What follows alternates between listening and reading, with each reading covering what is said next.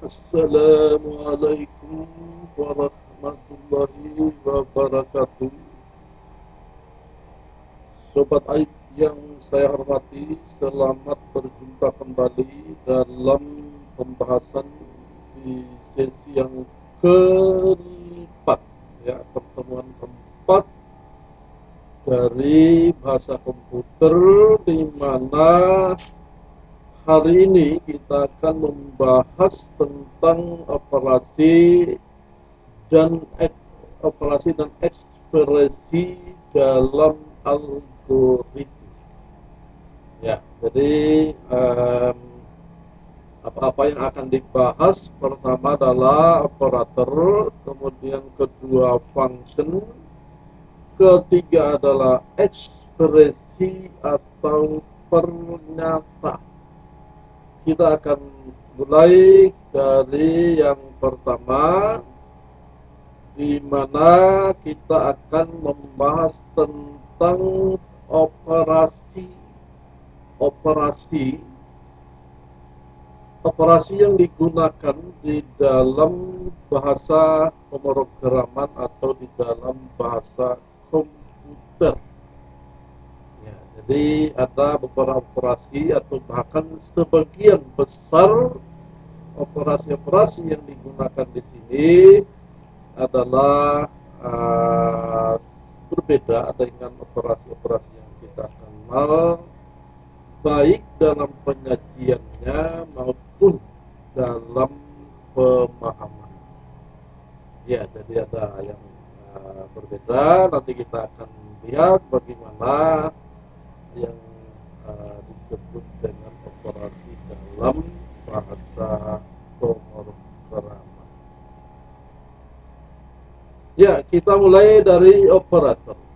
Di sini langsung disajikan dalam bentuk tabulasi dengan maksud supaya tinggal melihat jenis-jenis bentuk-bentuk daripada operator, dan di sini juga ditentukan, ya, prioritas.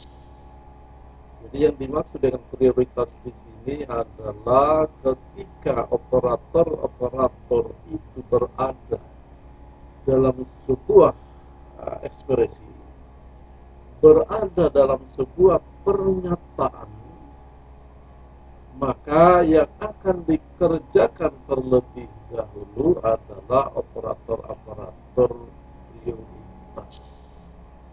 Jadi artinya bahwa operator itu memiliki hierarki. Ya, jadi tidak sama dengan kalkulator zaman dulu, ya, kalkulator yang salah, di mana pekerjaan operasi dilakukan secara berurutan, tidak berdasarkan prioritas. Jadi dulu kalkulator itu salah, banyak yang salah, terutama dalam operasi aritmetik.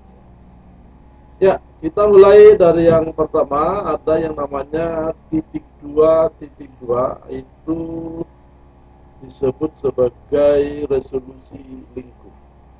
Ya, resolusi lingkup itu umumnya kita kenal, kita lihat di dalam object oriented programming di bahasa C++.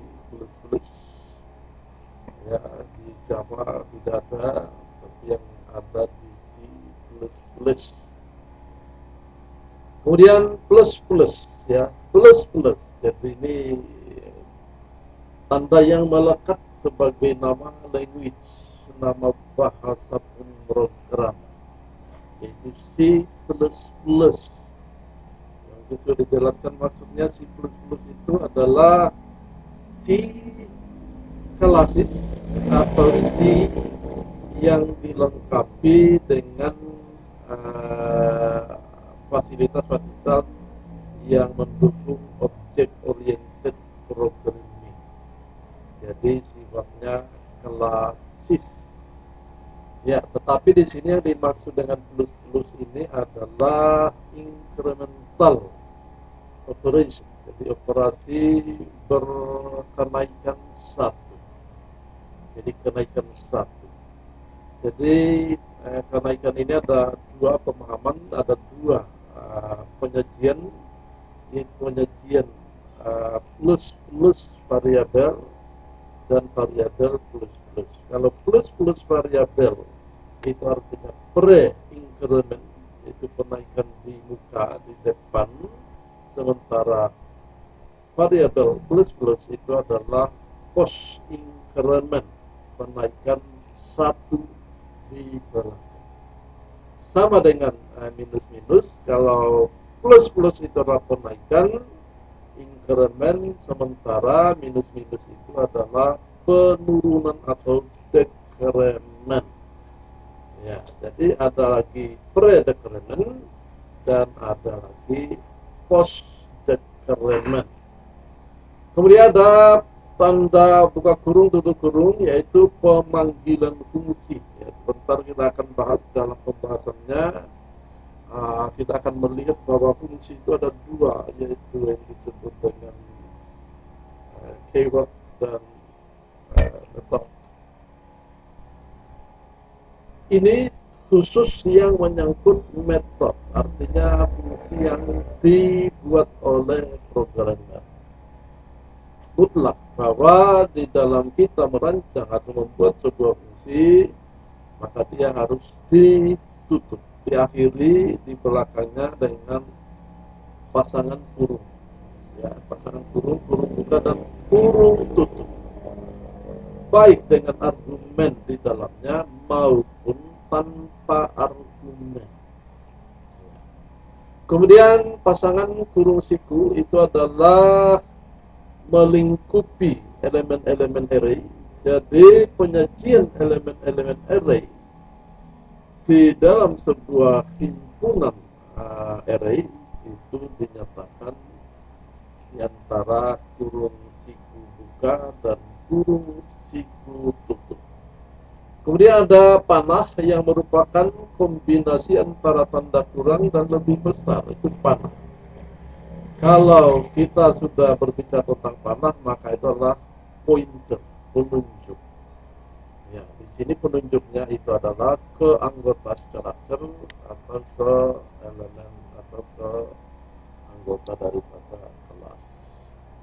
Kemudian ada tanda titik, itu adalah anggota struktur, anggota union atau anggota kelas. Jadi kalau pembahasan dalam sebuah bahasa mencapai sebuah pembahasan struktur, maka tanda ini pasti benar. Atau ini apalagi kalau kita masuk ke object oriented programming. Jadi plus-plus di blok OK. Kita lanjutkan dengan tanda seru. Tanda seru itu adalah logika not, bukan operator. Ya, jadi bukan atau tidak, tapi dia bukan operator. Kemudian ada negation. Ini namanya negation. Garis tanda garis bergelombang, ya, seperti strap bergelombang. Itu adalah complement bit. Kemudian ada tanda minus, ya, jadi double minus dengan minus tidak sama. Minus itu adalah unsigned, ya, sign, penanda, sedangkan minus minus bagaimana tadi dikatakan sebagai decrement, ya, atau dalam operasi apa ini yang lain, ya, minus minus itu, ya, bisa berarti penurunan dua kali, ya, tapi ini tidak dikenal dengan bahasa yang tulis. Ya. Plus juga seperti itu, ada yang single, plus single dengan plus ganda, tadi juga plus ganda sudah dikatakan sebagai increment. Plus itu tunggal adalah tambah. Kemudian ada karakter dan itu adalah pengalamatan, ya, alamat, ya, alamatan. Jadi pada saat tadi ditunjuk dengan panah, maka dia akan dinyatakan dalam alamat dengan tanda N, ya, karakter sedang. Kemudian ada bintang, ya, bintang atau indirection, ya, hampir sama. Jadi penggunaan dan bintang, ya, bintang menunjukkan juga pointer ke alamat, menunjukkan ke alamat. Sedangkan new adalah pengalokasian memori, ya, mengalokasikan memori terutama untuk objek.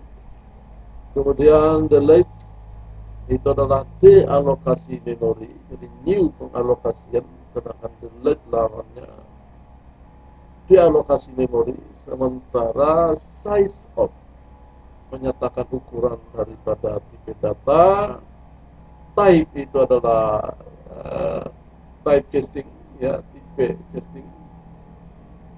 Sementara dot bintang, ya, dot bintang itu adalah diferensiasi. Jadi misalnya kalau kita bilang dot bintang, artinya bintang itu umumnya menyatakan keseluruhan, ya, keseluruhan yang ditunjuk.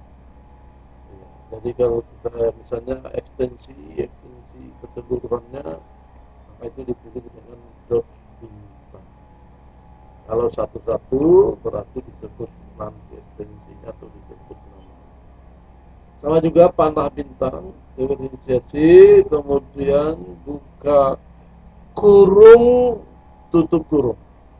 Itu blocking di dalam operasi.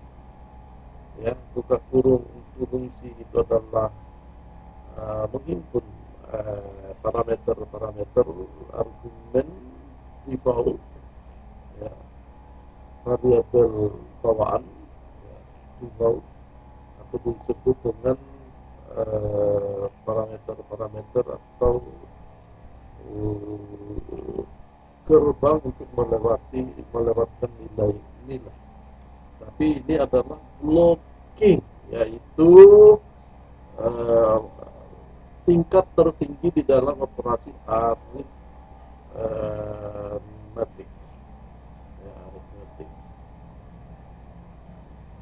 Kemudian kita lanjutkan dengan perkalian, itu masuk dalam aritmetik, pembagian biasa, pembagian dan sisa pembagian, prosen modulus. Jadi prosen ini sisa pembagian. Kemudian ada penjumlahan, ya, ada penjumlahan, ada pengurangan, ya, minus tadi, minus dengan plus. Plus minus itu adalah sign net, ya, sign, jadi penandaan. Sementara tambah itu adalah propagasi, penjumlahan, ya. Kemudian lebih kecil itu adalah geser bit ke kiri, lebih besar itu adalah geser bit ke kanan. Jadi dalam bit, operasi bit, kita geser satu, maka nilai-nilai bit bergeser ke kiri.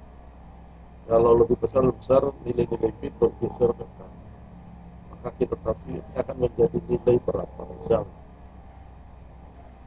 Kemudian ada lebih kecil atau kurang dari, ada lebih besar atau lebih dari, atau ada juga kurang dari sama dengan, ada lebih besar sama dengan, ada sama dengan sama dengan. Ini sama dengan, artinya bahwa kalau saya tulis A sama dengan B, maka nilai A sama dengan nilai B. Kalau saya tulis A tidak sama dengan B, berarti nilai A tidak sama dengan nilai B. Tetapi kalau saya hanya tulis sekali, itu namanya operan, memberikan nilai kepada. pemrograman atau penugasan. Jadi A sama dengan B kalau ditulis sekali tidak sama dengan B sama dengan A, berbeda. Jadi kalau A sama dengan B artinya memberikan kepada A nilai sebesar B. Kalau saya tulis B sama dengan A artinya berikan nilai A kepada berikan nilai kepada B sebesar nilai A. Beda, ya. Jadi berbeda sama dengan tunggal dengan sama dengan ganda.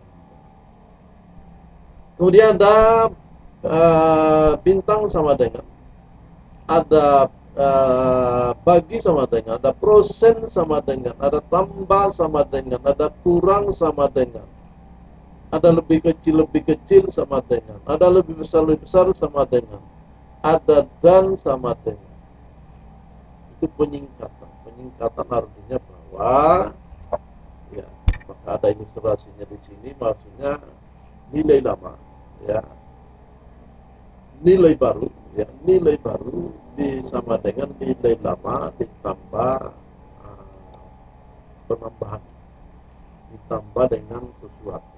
Misalnya saya tulis A tambah sama dengan 10, maka itu artinya adalah nilai A baru sama dengan nilai A yang lama ditambah dengan 10. Jadi kalau dulu, ya, dulu nilai A itu adalah 100, maka sekarang nilai A yang baru adalah 110.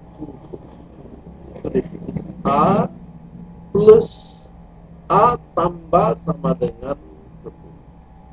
Jadi ilustrasinya seperti itu. Ya, kemudian function. Ya, jadi function seperti dikatakan tadi, itu ada dua jenis function. Yang pertama yang disebut dengan keyword dan yang kedua yang disebut dengan method. Keyword itu adalah fungsi-fungsi yang sudah didefinisikan unjuk kerjanya oleh si plus-plus, dihimpun di dalam sebuah pustaka file, sehingga dia ekstensinya menghimpunnya itu dengan ekstensi H atau itu disebut sebagai pustaka, file pustaka, ya, disebut sebagai file pustaka. Ya. Maka ketika keyword-keyword itu akan digunakan di dalam program, maka dia kemudian harus di-include di mana ia file header, di mana ia didefinisikan unjuk kerja. Ya. Sementara metode metode itu dibikin oleh programmer, ya, tentu saja. Metode di sini juga, ya, juga adalah sebuah fungsi dengan unjuk kerja didefinisikan oleh programmer. Ya. Oleh karena itu, ya, di sini akan menentukan, ya, jadi menentukan bagaimanakah program itu bekerja, bagaimana hasil yang dikeluarkan oleh sebuah program, ya, ditentukan di sini, di metode ini. Ya, itu adalah dua-duanya fungsi. Ya, jadi fungsi inilah yang kemudian akan memberikan manfaat kepada user. Fungsi inilah yang akan membantu user menyelesaikan pekerjaan-pekerjaan. Fungsi inilah yang akan memberikan informasi, ya, yang akan memberikan informasi sebagai produk daripada sebuah aplikasi. Ya. Oke, keyword. Ya. Keyword itu bisa dikelompokkan menjadi, ya, fungsi seleksi seperti if, else, switch, case. Kemudian fungsi repetisi seperti for, while, do, do while. Ada fungsi sekuensial seperti next, return, continue, exit, close. Ada fungsi input output seperti print, printf, in, out, scan, get, char, in, char, load, toggle, dan lain-lain. Itu fungsi input output. Kemudian ada fungsi matematik seperti forward, pangkat, square, akar, x, eksponensial, log, logaritma natural, sin, sinus sudut, cos, kosinus sudut, tan, tangent sudut, dan lain-lain. Begitu keyword ini digunakan, maka yang dia butuhkan adalah pengarah kompilasi, ya, yang diawali dengan tanda pagar include, buka kurung atau peti ganda, nama file header dengan tutup peti ganda atau tanda pagar agar define nama konstanta spasi nilai konstanta. Saya ulang, tanda pagar define spasi nama konstanta spasi nilai konstanta. Jadi seperti itu cara-cara penyajian keyword. Kemudian yang berikutnya adalah metode. Ya, metode ini murni didefinisikan oleh programmer, maka ia kemudian disebut sebagai service, melayani. Siapa yang dilayani? User. Dia juga disebut sebagai behavior, perilaku. Kenapa dia disebut sebagai perilaku? Karena inilah yang akan menentukan unjuk kerja fungsi yang kemudian notabene akan menentukan unjuk kerja daripada sebuah program. Kemudian dia disebut sebagai function, ya, fungsi, ya, bagaimana sudah dijelaskan tadi.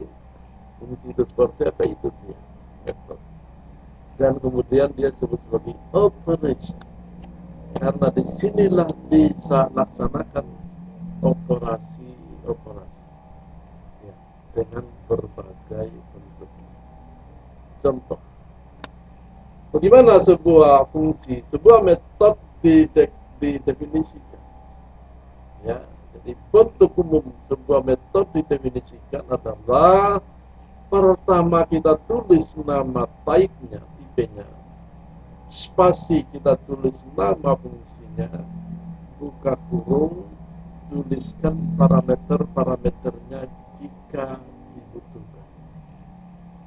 Ini. Kemudian dua kurung kerawal, kemudian tuliskan ekspresi-ekspresi. Disinilah akan terdefinisi unjuk kerja daripada sebuah fungsi. Contoh, in spasi tambah, buka kurung, in x, in y.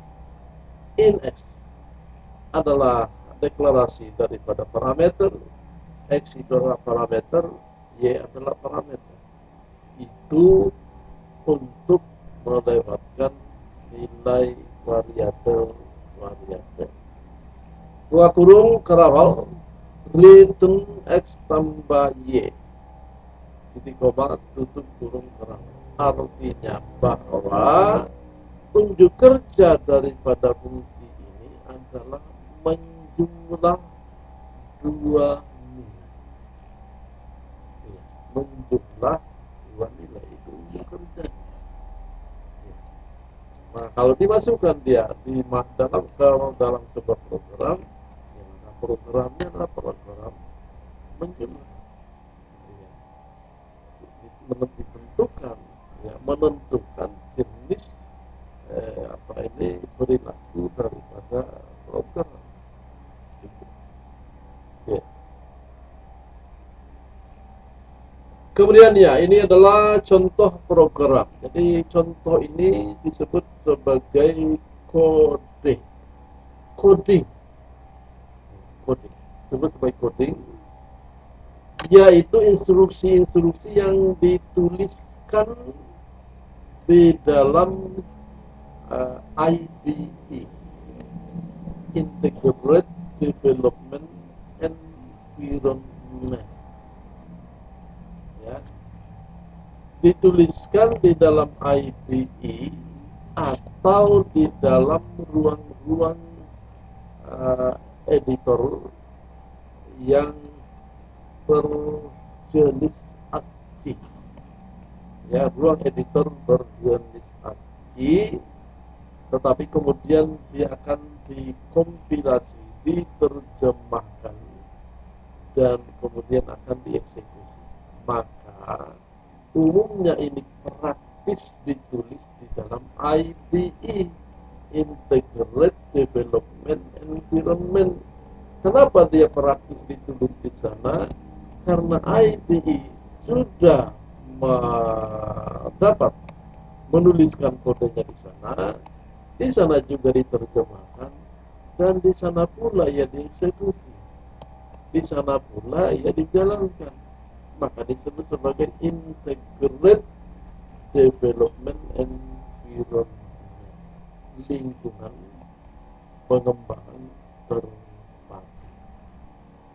Ya, jadi cocok ditulis dia di IDE.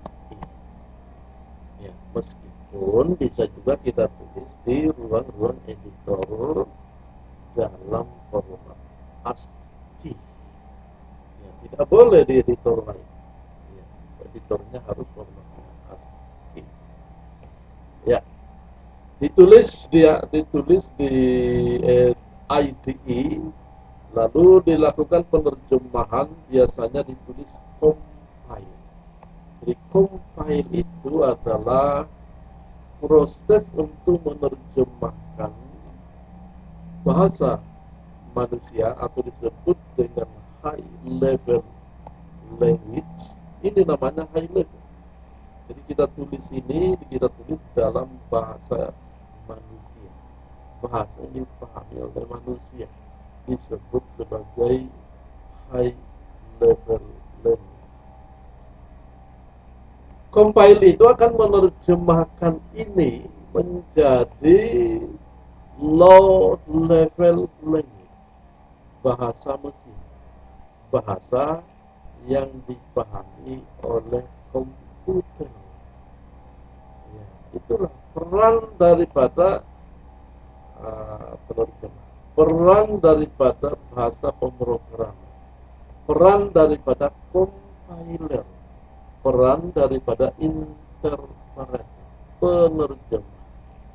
Ya, maka kalau kita membangun bangunan aplikasi, bangunan perangkat lunak, ya kita harus menggunakan compiler, harus menggunakan interpreter. Ya, nggak bisa tidak. Ya, jadi contohnya seperti ini. Ini ditulis, compile, artinya diterjemahkan. Ketika komputer tidak paham, maka itu error. Ya, ketika komputer tidak paham pada saat diterjemahkan, maka itulah yang disebut dengan error, salah. Maka program harus diperbaiki supaya bisa diterjemahkan.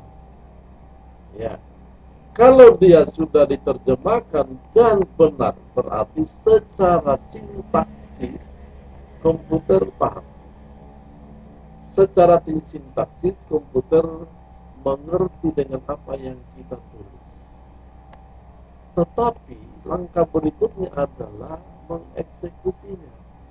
Apakah benar hasil yang dikerjakan? Ya. Maka langkah selanjutnya adalah run. Run artinya dieksekusi, sehingga dia akan membentuk sebuah file namanya executable file, file yang dapat dieksekusi, file yang dapat dijalankan, yang berarti filenya itu telah menjadi aplikasi, artinya telah menjadi alat bantu. Ya, itu prosesnya. Ya, jadi begitu benar diterjemahkan, benar dieksekusi, maka dapatlah aplikasi, terbentuklah aplikasi. Ya, kemudian ekspresi atau pernyataan. Ya. Jadi ekspresi atau pernyataan di dalam pemrograman didefinisikan sebagai bentuk perintah. Jadi tadi yang kita tulis itu tadi, yang tadi disebut sebagai coding, itu adalah ekspresi, pernyataan, command line, baris perintah yang dituliskan oleh programmer di dalam program untuk mengontrol unjuk kerja daripada program. Ya, jadi tapi kita harus tulisnya dengan benar, instruksi harus tulis dengan benar, sesuai dengan kaidah-kaidah bahasa yang kita gunakan, sesuai dengan aturan-aturan sintaksis yang kita gunakan, lalu kemudian komputernya paham. Dan kalau komputernya paham, lalu kemudian komputernya bisa membantu manusia mengerjakan apa yang diperintah. Seperti itu. Ya. Inilah bentuk-bentuk ekspresi dibagi menjadi ekspresi input seperti cin, ya. Cin adalah masukan dari keyboard, perintah untuk kepada user untuk masukkan nilai dari keyboard. Kemudian ada ekspresi output seperti cout, yaitu cout masukan memerintahkan kepada komputer untuk mengeluarkan, mencetak di layar monitor. Kemudian ada ekspresi aritmetik, yaitu meliputi propagasi operator-operator yang tadi dijelaskan. Kemudian ada ekspresi matematik khusus seperti power, pangkat, square, akar, sinus, eksponensial, dan lain-lain. Kemudian ada ekspresi inkremental, yaitu plus-plus, dan ada ekspresi dekremental. Jadi incremental berarti dibagi dua menjadi incremental dan decremental. Okay. Kemudian ada ekspresi kondisional seperti A lebih besar sama dengan 10, A lebih besar 0, A lebih kecil sama dengan 5. Kemudian ada ekspresi operan A sama dengan 100, artinya berikan kepada A nilai sebesar 100. A sama dengan B, artinya berikan kepada A nilai sebesar B. B sama dengan A, artinya berikan kepada B nilai sebesar A. Jadi ini tidak sama, kecuali kalau dituliskan dua kali double. Jadi A sama dengan B, berarti menunjukkan kesamaan, ya, nilai A sama dengan nilai B. Kemudian ada ekspresi logikal seperti A lebih besar 0 dan. Jadi dalam ekspresi logikal operator N ini harus double, karakter dan-nya harus dua kali. Ya. Kemudian Y lebih besar sama dengan 100, OR, ya ini adalah OR juga logikal, OR juga harus ditulis dua kali. OR Y lebih kecil sama dengan 200 atau not null, not null, bukan not, ya. Kemudian ada operasi pergeseran bit. Misalnya kalau X-nya 10, maka begitu kita tulis X lebih besar 1, artinya secara digit ya secara digitalnya itu bergeser ke kanan satu. Ya, apakah nilainya menjadi 11? Belum tentu, hitung dulu bisa kita sudah ya. Ya apa artinya angka-angka nilai-nilai digital ini tadi bergeser ke sebelahnya, bergeser ke kanan. Itu artinya akan menaikkan nilai, ya kan? Bukan menurunkan. Tapi kalau kita gesernya ke kiri, ya, kita geser ke kiri, itu lebih kecil, berarti dia menurunkan nilai karena pergeserannya ke kiri secara digital. Ya. Kemudian ada ekspresi penyingkatan X tambah sama dengan 10, ya seperti tadi nilai X baru sama dengan nilai X lama tambah 10, tadi sudah dijelaskan. A persen sama dengan 3, artinya nilai A baru sama dengan nilai A lama persen 3, sisa bagi. Ya, sisa bagi. Sisa bagi itu bukan yang diambil, bukan hasilnya, tapi sisanya yang tidak terbagi. Ya, saya kira ini yang dapat saya jelaskan dalam pertemuan kali ini. Eh, Mahasiswa bisa diulang lagi, ditanyakan kira-kira apa yang tidak dipahami. Ya, jadi kalau ada yang kurang jelas, mahasiswa bisa tanyakan, bisa dengan di dalam forum ini, ya dengan mengisi baris-baris komentar, bisa juga ditanyakan lewat grup WA, kemudian bisa juga ditanyakan lewat Google Classroom, bisa juga ditanyakan di percakapan diskusi di portal. Jadi forumnya banyak, ya forumnya banyak, tapi sekian banyak forum yang tersedia, ya sangat jarang, ya sangat jarang mahasiswa memanfaatkan forum-forum itu, entah karena kesibukan atau ke, apa ini ya, mudah-mudahan bukan karena malas, ya bukan karena malas, mudah-mudahan, ya tapi ya sebagai mahasiswa ya itu adalah urusan mahasiswa, mau maju atau tidak mau maju, mau paham atau tidak mau paham, ya itu kan semua terletak ke mahasiswa sendiri. Tetapi di sini saya meminta mahasiswa atau siapa saja yang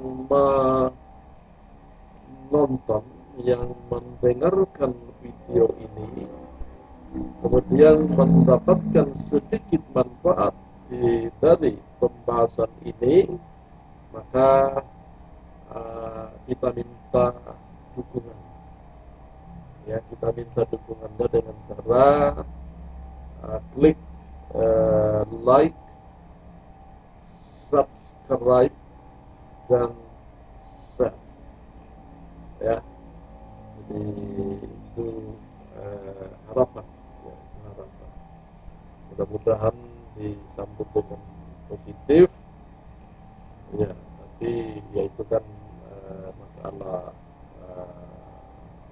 yang tidak dipaksakan, ya oke. Kita akhiri pertemuan hari ini. Fastabiqul khairat. Wassalamualaikum warahmatullahi wabarakatuh.